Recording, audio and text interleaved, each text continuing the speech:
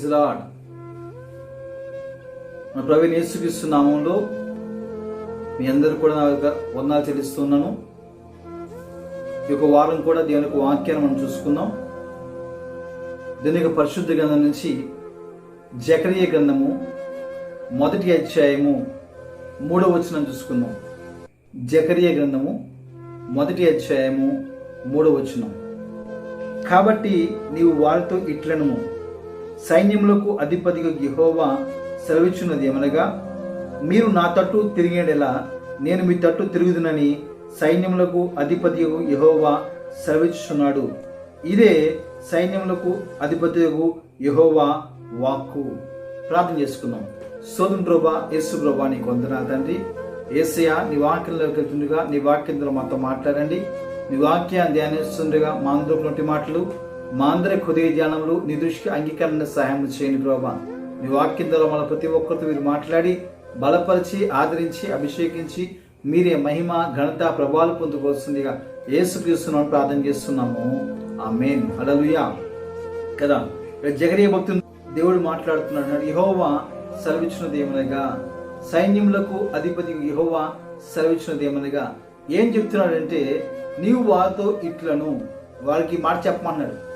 ఏ మాట చెప్పాలంటున్నాడు కూడా అన్నాడు, వారు మీరు నా తట్టు తిరిగి నేను మీ తట్టు తిరుగుతానని చెప్పాడు. హల్లెలూయా. మనం దేవుని తట్టు తిరిగితే దేవుడు కూడా మన తట్టు తిరుగుతాడంట కదా. దేవుని తట్టు మనం తిరిగితే యేసు ప్రభు కూడా మన తట్టు తిరుగుతాడంట. చాలా మందికి ఈ మాట వినగానే ఒక అనుమానం వస్తే ఏమనంటే, మేము దేవుని తట్టే ఉన్నాం కదా, మేము దేవునిలోనే ఉన్నాం కదా, ఇంకా ఏం తిరగాలని అనుమానం వస్తుంది కదా. దేవునికి వాక్యం జకరియా భక్తుడు రాస్తున్నాడు ఏమంటే, నీవు దేవుని తట్టు తిరిగితే, మీరు దేవుని తట్టు తిరిగితే దేవుడు కూడా మీ తట్టు తిరుగుతాడు అని దేవుడు చెప్పమన్నాడు. జన సమూహానికి వెళ్ళి, ఆ ఇశ్రాయేలు జనాంగానికి వెళ్ళి చెప్పమన్నాడు ఏమంటే, మీరు నా తట్టు తిరిగి ఎడల నేను కూడా మీ తట్టు తిరుగుతాను కదా. మనం దేవుని తట్టు తిరిగి ఉన్నాం, కానీ దేవుడు కోరుకున్నది ఏంటంటే దేవుని వైపు పూర్తిగా తిరగాలి. చాలాసార్లు మనం ఏం చేస్తామంటే, దేవుని వైపు పూర్తిగా తిరగకుండా దేవుని వైపు కొంచెం తిరిగి ఈ లోకం వైపు సగం, దేవునిలో కొంచెం ఉంటూ ఈ లోకానుసరమైన జీవితం సగం, దేవునిలో కొంచెం ఉంటూ ఈ లోకానుసరమైన తలంపులతో సగం, దేవునితో కొంచెం ఉంటూ లోకంలో ఉన్న బంధాలతో సగం, ఇక రకరకాలుగా దేవునికి సగం ఇచ్చి, ఇక వేరే వాటికి ఈ లోకంలో ఉన్న వాటికి సగం ఇచ్చి మనం జీవిస్తూ ఉండొచ్చు. దేవుడు మాట్లాడుతున్నాడు ఏమన్నాడంటే, నీవు నా తట్టు పూర్తిగా తిరిగితే నేను నీ తట్టు తిరుగుతాను అంటున్నాడు దేవుడు. హల్లెలూయా. కాబట్టి దేవుని వైపు మనం తిరగాల. దేవుని వైపు తిరిగితే మనకి జరిగే లాభం ఏంటయ్యా, ఏం జరుగుతుంది, ఎలా తిరగాలని ఆలోచన చేస్తే దేవునికి వాక్యం సెలవిస్తుంది. యెరెమీయా గ్రంథము 15వ అధ్యాయము 19 నుంచి 20 వచనాలు. యెరెమీయా గ్రంథము 15వ అధ్యాయము 19, 20 వచనాలు. కాబట్టి యెహోవా ఎలాగూ సెలవిచ్చెను, నీవు నా తట్టు తిరిగి ఎడల నీవు నా సన్నిధిని నిలుచున్నట్లు నేను నిన్ను తిరిగి రప్పింతును కదా. దేవుడు అన్నాడు, నీవు నా తట్టు తిరిగితే ఏం చేస్తున్నాడు దేవుడు, దేవుని యొక్క సన్నిధిలో దేవుని సముఖంలో నిలబెట్టడానికి దేవుడిని తీసుకుని వెళ్తాడంట. అంత మాత్రం కదా రాస్తున్నాడు. అన్నాడు ఏమనంట, ఏది నీచమైనదో ఏవి ఘనమైనవో నీవు గుర్తుపట్టిన ఎడల నీవు నా నోటి వలె ఉందువు కదా. ఆయన వైపు తిరిగి చేయాల్సింది ఏంటంటే, ఏది నీచమైనది, ఏది ఘనమైనది, మన జీవితంలో నీచమైనది ఏది, మన జీవితంలో ఘనమైనది ఏదని చెప్పి గుర్తుపట్టాలంట. గుర్తుపడితే దేవుడు అంటున్నాడు, గుర్తుపడితే అన్నాడు దేవుడు, నీవు నా నోటి వలె ఉంటావు అంటున్నాడు కదా. మనం దేవుని యొక్క నోటిలాగా ఉంటామంట. ఇంకా రాస్తున్నాడు, వారు నీ తట్టునకు తిరగవలని కానీ నీవు వారి తట్టునకు తిరగకూడదు అన్నాడు కదా. ఈ లోకంలో చాలాసార్లు మనం జీవిస్తున్న లోకంలో చాలాసార్లు మనం ఏమవుతామంటే, ఈ లోకానుసరమైన స్నేహితుల వైపు మనం తిరిగిపోతూ ఉంటాం. దేవుడు అంటున్నాడు, నువ్వు వారి వైపు తిరగడానికి వీల్లేదు, కానీ వారు తిరిగితే నీ వైపు తిరగాలంటున్నాడు. వారు నీ తట్టునకు తిరగవలెను కానీ నీవు వారి తట్టునకు తిరగకూడదు అన్నాడు కదా. వారే మన వైపు తిరగాలంట, వారే మన వైపుకి తిరగాలి. కానీ మనం ఈ లోకం వైపుకు, ఈ లోకంలో ఉన్న మనుషుల వైపుకు, లోకంలో ఉన్న బంధువుల వైపుకు, లోకంలో ఉన్న స్నేహితుల వైపుకు మనం తిరగడానికి వీలేదు. మరి ఎలా జీవించాలంట, ఏది నీచమైనదో ఏది ఘనమైనదో గుర్తుపట్టాలంట. ఫస్ట్ గుర్తుపట్టడానికి దేవుని అడగాలి. యేసులోబా, ఈ లోకంలో ప్రభా ఏది నీచమైంది, ఏది ఘనమైనదో గుర్తుపట్టడానికి నాకు జ్ఞానం దయచే ప్రభా అని అడగాలి. అప్పుడు వేసే నీకు జ్ఞానం ఇస్తారు దేవుడు. జ్ఞానం ఇచ్చి నీకు ఏం చేస్తాడంటే ఏది నీచమో ఏది ఘనమో గుర్తుపట్టడం చేస్తాడు. అంత మాత్రమే కాదంట, నువ్వు దేవుడి నోటిలాగా ఉంటావంట. వారు నీ వైపు తిరుగుతారు కానీ నువ్వు వైపు తిరగమంట. ఇంకా రాస్తున్నాడు, అప్పుడు నిన్ను ఈ ప్రజలను పడగొట్టజాలని ఎత్తడి ప్రాకారముగా నేను నియమించేదను అంటున్నాడు కదా. ఎలాంటి ప్రాకారం అంటే ఎత్తడి ప్రాకారంగా దేవుడు చేస్తారంట. ఎవరు నిన్ను పడగొట్టలేకుండా, ఎవరు నీ మీద పడగొట్టజాలని ఎత్తడి ప్రాకారంగా దేవుడు నిన్ను చేస్తారంట. అంత మాత్రంగా అన్నాడు, నేను రక్షించుటకును నేను విడిపించుటకును నేను నీకు తోడయ్యిందును కదా.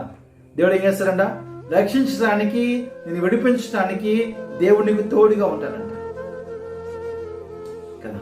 ఎంత గొప్ప దేవుడు అండి. ఎప్పుడైతే మనం దేవుని వైపు తిరిగి ఏది నీచమైందో ఏది ఘనమైందో గుర్తుపట్టి దేవుని యొక్క నోటిలాగా ఉంటూ మనం లోకం వైపు తిరగకుండా లోకంలో ఉన్న వారిని మన వైపు తిప్పుకుంటూ మనం జీవిస్తూ ఉంటే దేవుడు అన్నాడు, ఎత్తడి ప్రాకారంగా చేస్తాను. అంత మాత్రమే కాదు, నేను రక్షించడానికి, నేను విడిపించడానికి ఎప్పుడు నేను నీకు తోడుగా ఉంటాను. ఇంకా అన్నాడు, కనుక వారు నీ మీద యుద్ధము చేయుదురు గాని నిన్ను జయింపకపోదురని యెహోవా సెలవిచ్చుచున్నాడు కదా. ఈ లోకంలో సాతానుగాడు కదా, వాడి శక్తులు మన మీద ఉంది చేస్తాయంట, కానీ అవి నీ మీద జయింపలేవు. ఎందుకంటే దేవుడు నీకు తోడుగా ఉన్నాడు.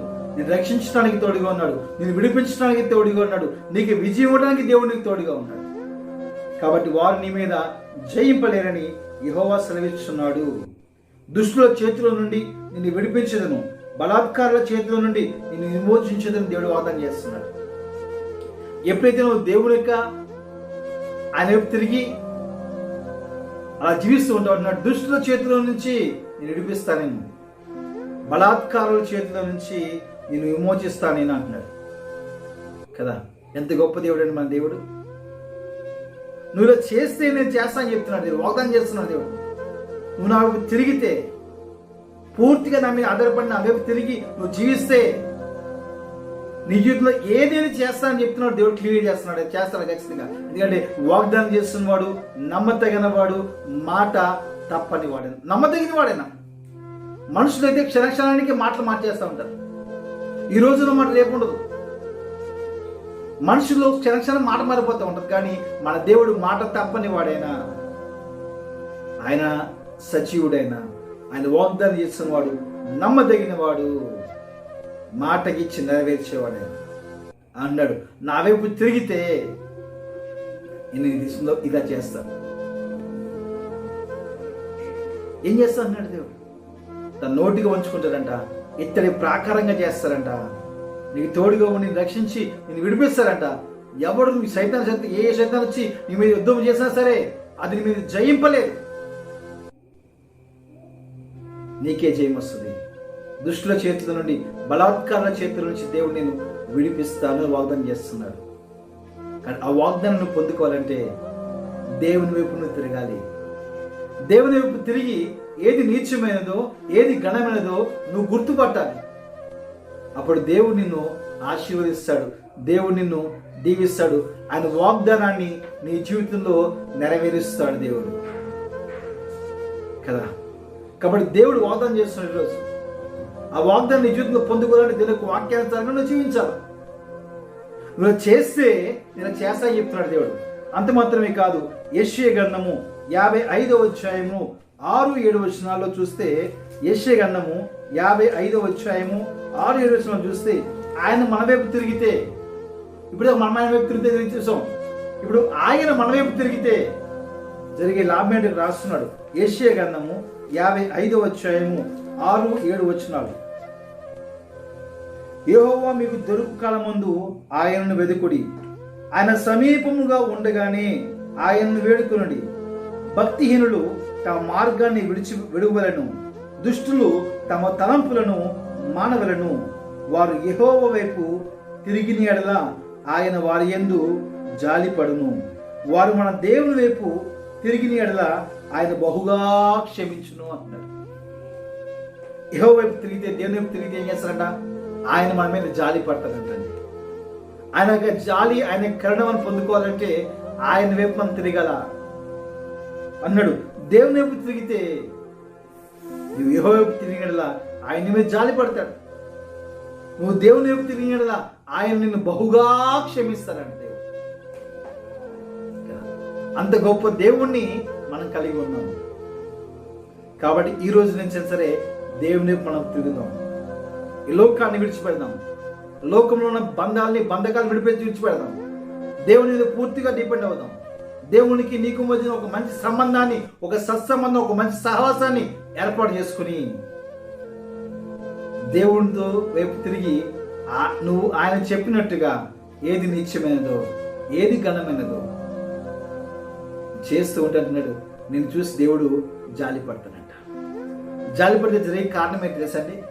ఈ లోకంలో యేసు జీవించిన సమయంలో, యేసు ప్రయాణం చేసుకుంటూ వెళ్తా ఉంటే నేను వాక్యం రాస్తుంటే ఏమి రాస్తుందంటే, ఆయన జనసమూహం చూసి వారి మీద కనికర పడెను అని రాస్తుంటారు. ఆయన జనసమూహం వెంబడిస్తూ ఉండేవారు. ఆ జనసమూహం చూడగానే దేవుడి హృదయము కనికరంతో జాలితో నిండిపోయి రాస్తున్నారు. వారి మీద కనికరపడి వారిలో రోగులైన వారిని బాగు చేశాడు. వారిలో ఎవరి జీవితాలను బాగు చేశాడు. వారికి ఉన్న ఇబ్బందులు బాగు చేశాడు. వారికి కష్టాల నుంచి దేవుడు వారిని విడిపించాడు దేవుడు. కాబట్టి ఆయన జాలి పడితే మన జీవితంలో అద్భుతాలు, ఆశ్చర్యాలు జరుగుతాయి. కాబట్టి దేవుడు మన ఎలా జాలి పడాలంటే మనం ఆయన వైపు తిరగాలి. ఆయన తిరిగితే మన జీవితంలో ఇన్ని గొప్ప ఆశీర్వాదాలను దేవుడు మన కోసం దాచిపెట్టి ఉంచాడు. అంత మాత్రమే కాదు, యోబు గ్రంథంలో చూసినట్లయితే యోబు గ్రంథంలో 22వ అధ్యాయము, యోబు గ్రంథము 22వ అధ్యాయంతో 8 వచనం మాట్లాడుతున్నాడు. నీవు 22వ అధ్యాయము 23వ వచనం, యోబు గ్రంథం 22:23, సర్వశక్తిని వైపు నీవు తిరిగిన యెడల, నీ గుడారముల నుండి దుర్మార్గమును దూరంగా తొలగించిన యెడల నీవు అభివృద్ధి పొందుతావు అంటున్నాడు. దేవుని వైపు తిరిగిన వెంటనే ఏం చేయాలంట? మన గుడారంలో నుంచి, గుడారం అంటే ఇల్లు కాదు, గుడారం అంటే ఇది మన శరీరం. ఈ గుడారంలో నుంచి ఏం చేయాలంట? దుర్మార్గాన్ని దూరంగా తోచివేయాలంట. దుర్మార్గాన్ని దూరంగా తొలగించాలా? దుర్మార్గాన్ని దూరంగా తొలగిస్తామో అప్పుడు అంటున్నాడు, నీవు అభివృద్ధి పొందుతావు అంటాడు. నీవేం పొందుతావు అంట? అభివృద్ధి పొందుతావు. చాలా మంది జీవితాల్లో అభివృద్ధి ఉండదు. ఎక్కడ వేసిన గొంగళి అలాగే ఉన్నట్టు అదే స్థితిలో ఉంటారు. కానీ దేవుడు అంటున్నాడు, నువ్వు దేవుని వైపు తిరిగినప్పుడు ఏం చేయాలంట? వెంటనే ఏం చేయాలంట? నీవు దేవుని వైపు తిరిగినప్పుడు నీ గుడారంలో నుంచి దుర్మార్గతను దూరంగా తొలగించాలంట. అప్పుడు నువ్వు అభివృద్ధి పొందుతావు అంటున్నాడు. ఇంకా రాస్తున్నాడు 25:24 రాస్తున్నాడు అన్నాడు, మంటిలోని బంగారమును ఏటాలలో ఓఫీరు సువర్ణమును పారవేయము, అప్పుడు సర్వశక్తుడు నీకు అపరంజిగాను ప్రశస్తమైన వెండిగాను ఉండును కదా. దేవుడే నీకు వెండిగా బంగారం ఉంటాడంట. హల్లెలూయా. దేవుడు నీకు ఏం చేస్తాడంట? వెండిగా బంగారం. ఇంకా రాస్తున్నాడు, అప్పుడు నువ్వు సర్వశక్తిని యందు, దేవుని యందు నువ్వు ఆనందిస్తావు అంటున్నాడు. దేవునితో నీ ముఖాన్ని ఎత్తుతావు అంటున్నాడు. దేవునితో నీ ముఖాన్ని ఎత్తెదవు. ఇంకా రాస్తున్నాడు 27వ వచనం రాస్తున్నాడు, నీవు ఆయనకు ప్రార్థన చేయగా ఆయన నీ మనవి ఆలకించును, నీ మొక్కుబళ్ళు నీవు చెల్లించదువు కదా. ఎప్పుడైతే నువ్వు దేవుని వైపు తిరిగి నీ హృదయం నుంచి దుర్మార్గతను, నీ గుడారం నుంచి దుర్మార్గతను తొలగిస్తావో అప్పుడు అభివృద్ధి పొందుతావు. అంత మాత్రమే కాదు, నువ్వు ప్రార్థన చేస్తే ఆయన నీ మనవి ఆలకిస్తాడు దేవుడు. నీ ప్రార్థన ఆలకిస్తాడు దేవుడు కదా.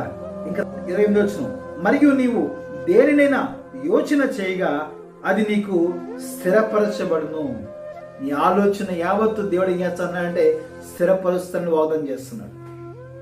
నువ్వు యోచిస్తే ఏది ఆలోచన చేస్తుంది, నువ్వు ఏది యోచిస్తే అది దేవుడు దాన్ని స్థిరపరుస్తానంట. కాబట్టి అలాంటి దేవుడు మనం కలిగి ఉన్నాం. ఈరోజు దేవుడు నీతో వాక్యంతో మాట్లాడాడు. దేవుడు నువ్వు ఆయన వైపు తిరగాలి. నువ్వు ఆయన వైపు తిరిగితే ఆయన నీ వైపు తిరుగుతాడు. నీ వైపు తిరిగి నీ మీద జాలి పడతాడు. నువ్వు తిరిగి ఏం చేయాలంట? నువ్వు తిరిగి చేయాల్సిన కార్యం ఏంటంటే నీ గుడారంలో నుంచి దుర్మార్గతను తీసివేయాలి. నీ గుడారం నుంచి దుర్మార్గం పూర్తిగా తీసివేసి ఏది నీచమైనదో ఏది ఘనమైనదో గుర్తుపట్టాలా కదా. అప్పుడు చెప్పిన దేవుడు, నేను నీ మీద జాలిపడి నేను బహుగా క్షమిస్తాను కదా. ఎందుకంటే దేవుని యొక్క రాకడ దినాలు ఉన్నాం. ఈ లోకంలో ఎక్కడ చూసినా సరే ఆ రాకడ యొక్క సూచనలన్నీ జరుగుతూ ఉన్నాయి. ఆయన రాకడలో ఈరోజు దేవుడి వాక్యం ద్వారా నీతో మాట్లాడాడు దేవుడు.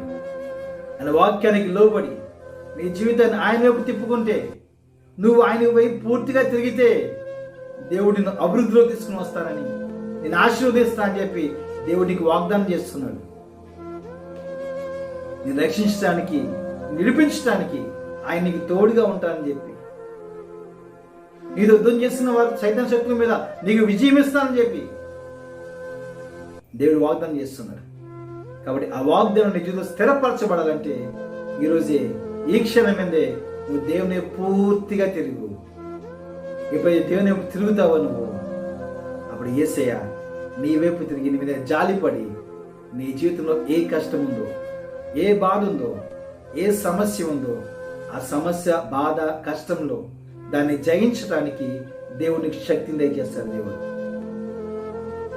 కాబట్టి ఈ రోజైనా సరే కదా దేవుని తిరిగి మన జీవితాన్ని మరొకసారి మనం పరిశుద్ధం చేసుకుందాం. చిన్న ప్రార్థన చేసుకుందాం. స్తోత్రం ప్రభువా, యేసు ప్రభువా, నీ కొందనాలు రాజా. యేసయ్య, నీ వాక్యం ద్వారా మాట్లాడాలని నీ కొందనాలు ప్రభువా. యేసయ్య, మేము నీ వైపు తిరిగితే ప్రభువా, మీరు మా వైపు తిరుగుతారని ప్రభు వాగ్దానం చేశారు. నీ కొందనాలు ప్రభువా. యేసు ప్రభు, ఈ రోజే ప్రభువా మేమందరం నీ వైపు తిరుగుతున్నాం ప్రభువా. యేసు ప్రభువా, మీరు మా వైపు తిరిగి ప్రభువా మీ జాలి పొందుకోవడానికి ప్రభువా, మీ కనికరాన్ని పొందుకోవడానికి ప్రభువా మీరు సహాయం చేయలేదు రాజా. యేసు ప్రభు, ఏది నీచమైనదో, ఏది ఘనమైనదో గుర్తుపోవడానికి సహాయం చేయలేదు రాజా. మా గుడారంలో నుంచి, మా హృదయంలో నుంచి, మా యొక్క శరీరంలో నుంచి ప్రభువా దుర్మార్గతను తొలగించడానికి మీరు సహాయం చేయలేదు రాజా. మళ్ళీ ప్రతి ఒక్క పాపాన్ని మీ రక్తంతో కడిగివేయండి ప్రభువా. నీ రక్తంతో కడిగి పరిశుద్ధంగా మార్చండి, నీ బిడ్డలుగా మార్చండి రాజా. నీ రాకడ ప్రభా ఎత్తుబడి గుంపులో మీరు సహాయం చేయండి రాజా. యేసు ప్రభువా, నీ చాలా పాత్రలుగా ప్రభా మళ్ళీ ప్రతి ఒక్కరిని మీరు వాడుకొని ప్రభా అద్భుత ఆశ్చర్యంగా మీరు జరిగించండి రాజా. మీరు చేసిన ప్రతి ఒక్క వాగ్దానాన్ని ప్రభా మా జీవితంలో స్థిరపరిచి నెరవేర్చి మీరే మహిమ, ఘనత, ప్రభావాలు పొందుకోవచ్చుందిగా యేసు క్రీస్తునామమున ప్రార్థన చేస్తున్నాము. ఆమేన్. మరణాత. యేసు ప్రభువా త్వరగారం. యేసు రక్తమే చేయండి, ప్రవేశ నామమునకే చేయండి. ప్రవేశత్వం సంపూర్ణ విజయం, అపవాదికి నాశనం. యేసు మీ కార్యం నిరంతరము జయము జయము జయము జయము జయము జయము. ఆమేన్. ప్రభువైన యేసుక్రీస్తు కృప, సమాధానము, నడిపింపు, కాపుదల ఇప్పుడు ఇరవై సదాకాలము మనందరికీ తోడుకోండి, కాచి కాపాడుగాక. ఆమేన్. ఆమేన్. Praise lord. అందరికీ వందనాలు.